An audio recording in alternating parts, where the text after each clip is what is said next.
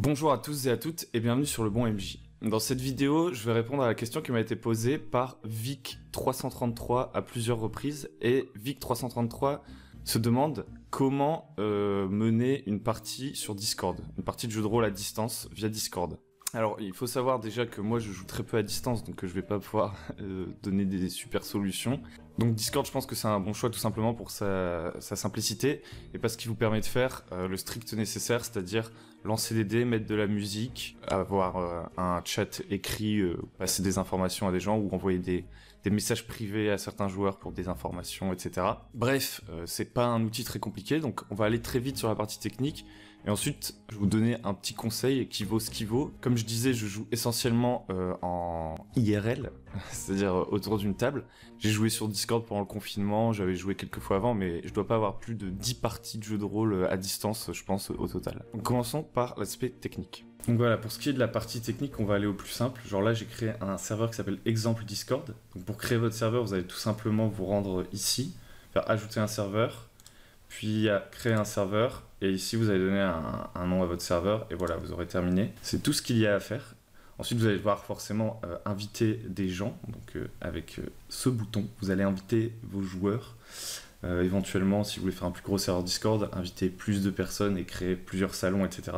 Donc pour ce qui est des salons que vous allez créer, moi je vous conseille de créer différents salons textuels. Un où vous allez jeter les dés, un où vous allez mettre vos cartes, comme ça à chaque fois que vos joueurs auront besoin de reconsulter la carte, plutôt que... Alors éventuellement ils peuvent la télécharger sur leur ordinateur, mais du coup ils vont avoir plusieurs fenêtres ouvertes, à vous de voir. Mais pour les retrouver facilement, vous pouvez tout simplement créer un salon textuel qui ne recevra que les cartes, un salon textuel qui ne recevra que les images, etc. Toutes les catégories dont vous pourriez avoir besoin. Moi, je me suis servi juste de ce genre de salon pour la partie que j'ai menée pendant le confinement. Et ensuite, vous avez besoin d'un salon vocal que tout le monde devra rejoindre. Il faut savoir que Discord, désormais, permet, dans les salons vocaux, d'utiliser les webcams, d'allumer les caméras. Vous pouvez tout simplement allumer vos caméras si tout le monde a une caméra. Hop. Voilà, comme ça, vous pourrez faire « Coucou, vous allez bien? Alors, qu'est-ce que vous faites ?» Globalement, Discord est à peu près stable, mais moi, des raisons principales qui fait que je joue pas à distance, c'est déjà que j'ai la chance, l'opportunité de jouer toutes les semaines avec mon groupe en présentiel, mais aussi qu'un des plus gros défauts du jeu à distance, c'est tout simplement les limites techniques. Si des gens ont des micros pourris, si vous avez une connexion pourrie, c'est plus compliqué, forcément. Je ne vous apprends pas grand-chose. Ok, donc ça, c'était créer le serveur et créer les petits salons. Maintenant, vous allez avoir besoin de bots. Moi, j'utilise 2 bots pour jeter les dés et pour mettre de la musique. Donc, le bot qui permet de mettre de la musique, c'est Rhythm. Et donc, du coup, c'est très très simple à mettre en place. Ce qui va vous permettre de faire, c'est de mettre des musiques qui viennent de YouTube. En fait, de mettre des liens YouTube pour que le son des vidéos YouTube correspondantes soit diffusé dans votre serveur vocal. Donc vous allez tout simplement faire Add Rhythm to your Discord server. Ensuite, ça va vous envoyer sur Discord. Donc là, il faudra que vous vous connectiez. Ajouter un bot à votre Discord.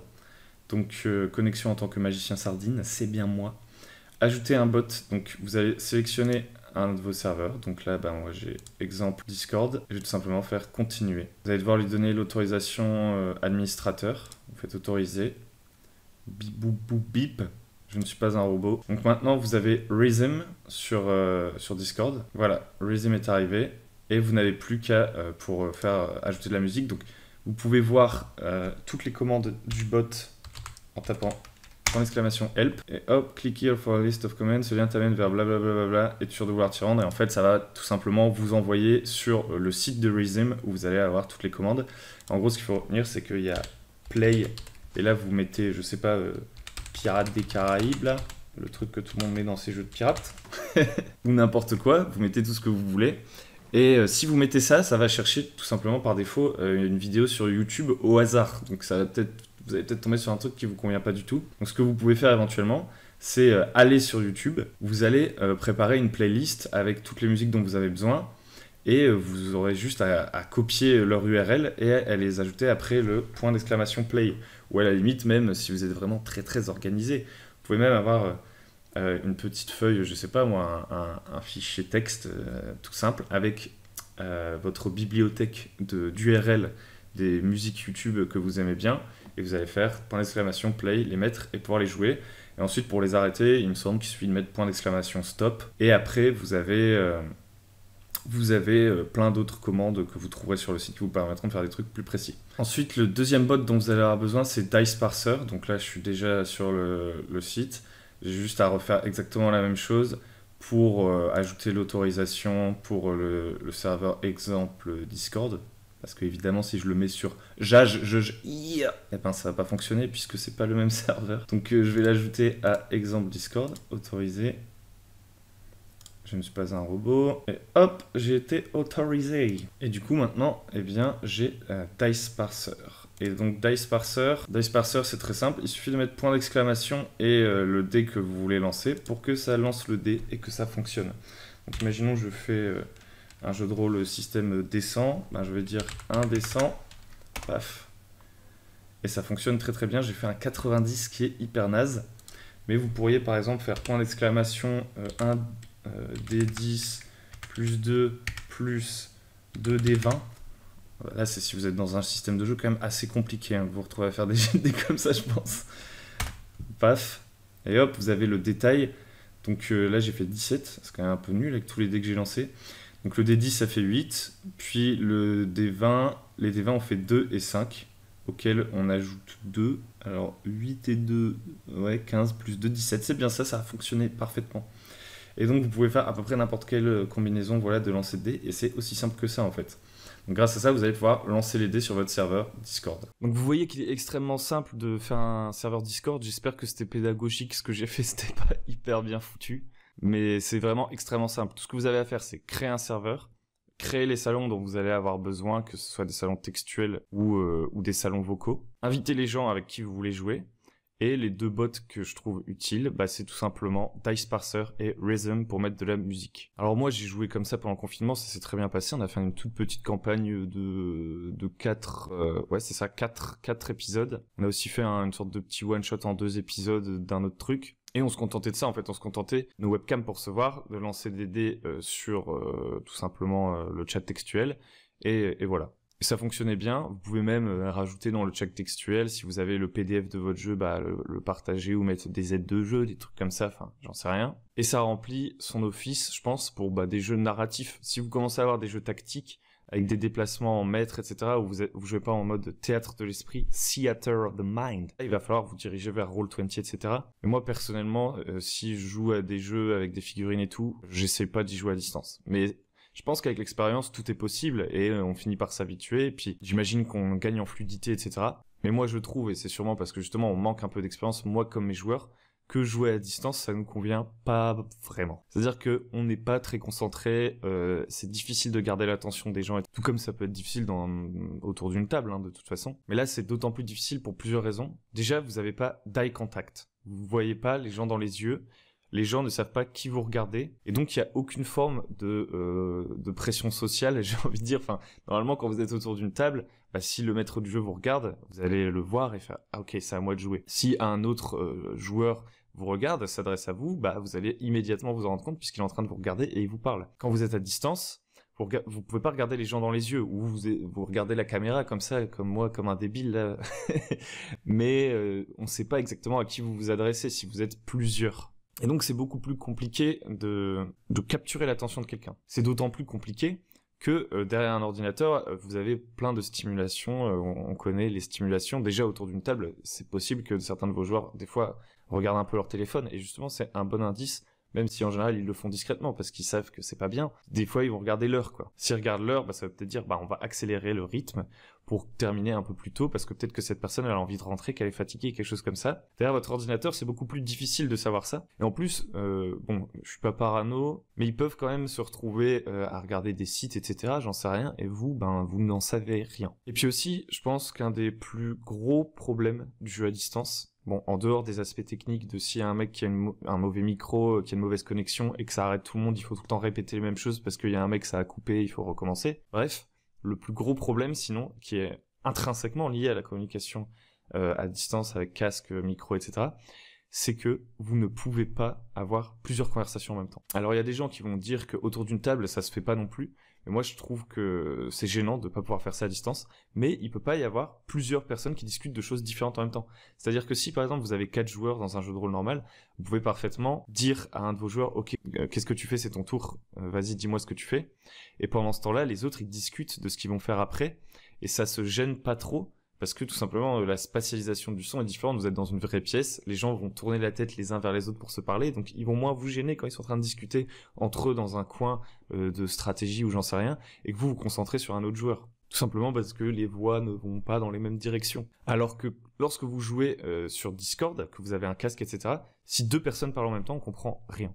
Donc bon, c'est pas possible, on comprend rien du tout. Et donc pour la moindre petite question de règle, du genre un mec qui voudrait demander à un autre c'est quel dé qu'il faut lancer, etc., je me souviens plus, ben hop, vous entendez tout et vous entendez rien. Donc voilà, ça c'est vraiment les trucs moi qui me gênent un peu sur Discord, la difficulté à garder l'attention des gens, l'impossibilité de parler à plusieurs en même temps, et la difficulté aussi de pouvoir gérer la table, d'avoir une sorte de ressenti, je sais pas comment dire, de feeling, de est-ce que quelqu'un s'ennuie, etc. Je trouve que c'est beaucoup plus difficile à percevoir. Et donc du coup, le conseil, ou plutôt l'astuce que j'aurais dû utiliser a posteriori, je me dis, c'est de tout jouer au tour par tour. Dans les jeux de rôle, souvent, il y a du tour par tour dans les combats, parce qu'on pense que c'est important que les actions soient séquencées, qu'on sache qui agit en premier, etc., le nombre d'actions qu'on peut faire pendant un combat. Et en fait, si vous voyez d'autres jeux de société, genre je sais pas moi, le Monopoly, le Cluedo, n'importe quoi, le Zombicide, Game of Thrones, vous jouez au tour par tour. Alors que c'est pas un jeu avec des phases narratives où on discute simplement, et des jeux avec des combats au tour par tour. Mais en fait, c'est pas forcément une mauvaise idée, et même autour d'une table d'ailleurs, de tout jouer au tour par tour en changeant l'échelle, l'unité de temps. C'est-à-dire que quand vos joueurs voyagent, les tours, c'est des journées. Quand ils sont dans une ville, les tours, c'est des heures. Et quand ils sont dans des combats, les tours, c'est des minutes, des moments, des secondes. Et en fait, vous allez faire des tours de table. On parle pas là d'initiative, de comment traquer l'initiative, etc. Moi, je suis pas un grand fan des systèmes d'initiative compliqués. On parle bien de jouer chacun son tour. Et donc, d'avoir forcément chacun un temps de parole. Et c'est ça la force du tour par tour, même en dehors des combats. C'est-à-dire que dans beaucoup de parties de jeux de rôle, vous allez avoir les combats où tout le monde va dire ce qu'il fait.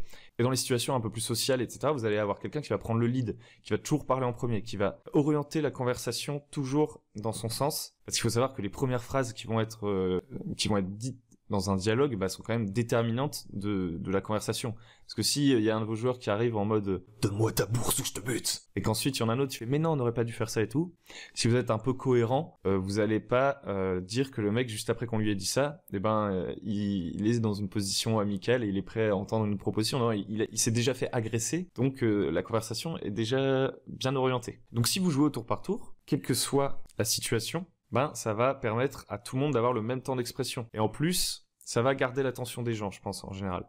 On dit souvent que le tour par tour, ça fait perdre leur attention aux gens, mais je pense que c'est quand le tracking de l'initiative est compliqué, et que du coup, les gens savent de manière très floue, ne savent pas exactement quand est-ce qu'ils vont jouer. Vous savez, dans ces jeux où chaque personnage a une initiative et que vous avez les initiatives de tout le monde, en général, c'est vous le maître de jeu ou un joueur désigné ou quelque chose comme ça qui va avoir une genre de feuille et va dire « Ok, c'est à ton tour, ok, c'est à ton tour ». Et comme les gens, ils suivent pas forcément, parce qu'on va pas se le cacher, tout le monde n'a pas la même capacité d'attention, ils savent plus vraiment quand c'est leur tour, donc ils commencent à réfléchir à autre chose, etc.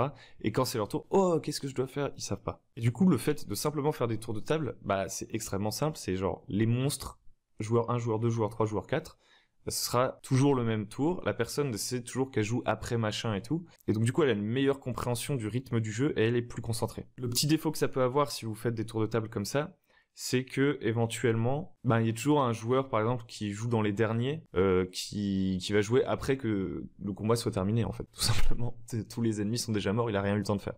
Mais vous allez me dire, dans d'autres jeux où il y a des systèmes d'initiative avec peu de granularité, c'est-à-dire que c'est souvent les mêmes personnes qui vont avoir la meilleure initiative, ça peut être la même chose. Ceux qui ont peu d'initiative peuvent toujours jouer en dernier et n'avoir eu le temps de rien faire. Donc après, à vous de voir comment vous gérez votre initiative. Et voilà, si vous faites des tours, vous êtes sûr que tout le monde va s'exprimer parce que tout le monde sait qu'il va avoir un tour pour jouer. Alors que si vous jouez sans faire de tour, dans un Discord où il est encore plus difficile d'interrompre les gens, etc., parce que c'est à distance, il risque d'avoir des gens qui vont parler beaucoup plus que d'autres. Peut-être que vous dites que ça sert à rien, mais moi je pense par exemple que, j'en sais rien, quand on fait un escape game, moi à chaque fois je trouve 0 indice.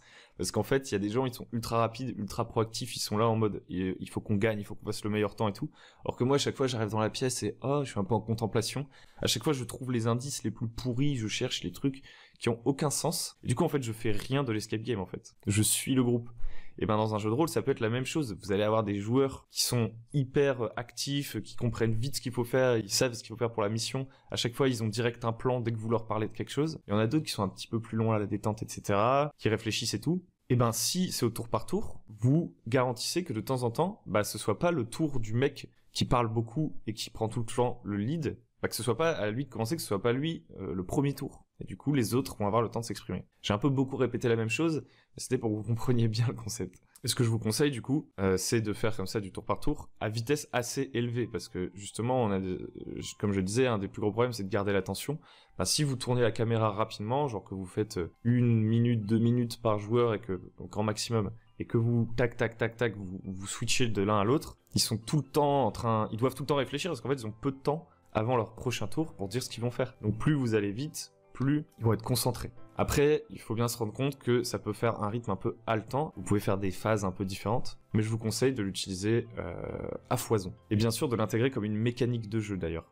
Pas simplement de vous contenter de dire c'est à toi, c'est à toi, c'est à toi, mais de dire aux joueurs on va jouer au tour par tour en permanence. Pour qu'ils l'intègrent, que ce soit dans leur tête, qu'ils se disent pas j'attends qu'on me donne la parole. Non, qu'ils sachent qu'ils vont avoir la parole dans 2 tours et que du coup ils doivent se préparer. Et c'est ça qui va faire qu'ils sont concentrés. Donc voilà, j'ai un peu beaucoup blablaté. J'espère Vic 333 du coup que pour l'aspect technique t'auras compris comment ça fonctionne. Tu vois bien que c'est extrêmement simple. Je sais pas, peut-être que tu t'attendais à quelque chose de plus impressionnant avec plus de features, de faire plein de trucs, mettre en place plein de trucs. S'il y a des gens qui ont des propositions là-dessus pour comment gérer Discord, etc., mettez-les dans les commentaires. Moi, c'est pas du tout ma spécialité. Moi, ce que je vous propose, c'est la solution la plus simple. Parler, lancer des dés, mettre de la musique, se voir, basta. Si cette vidéo vous a plu, n'hésitez pas à la liker, à vous abonner à la chaîne pour ne pas rater les prochaines vidéos. Vous pouvez même mettre la petite cloche, comme ça vous serez alerté des prochaines vidéos. Et si vous êtes un maître de jeu débutant, je vous invite à vous rendre sur www.lebonmj.com où vous allez trouver un guide pour les maîtres du jeu débutant. Donc c'est pas un guide sur Discord, c'est pas un guide sur un jeu spécifique, non, c'est un guide assez généraliste avec des conseils pour trouver des joueurs, créer des scénarios, etc. Sur ce, je vous dis à très bientôt sur Le Bon MJ et Vic 333. J'espère que tu feras de bonnes parties de jeux de rôle sur Discord.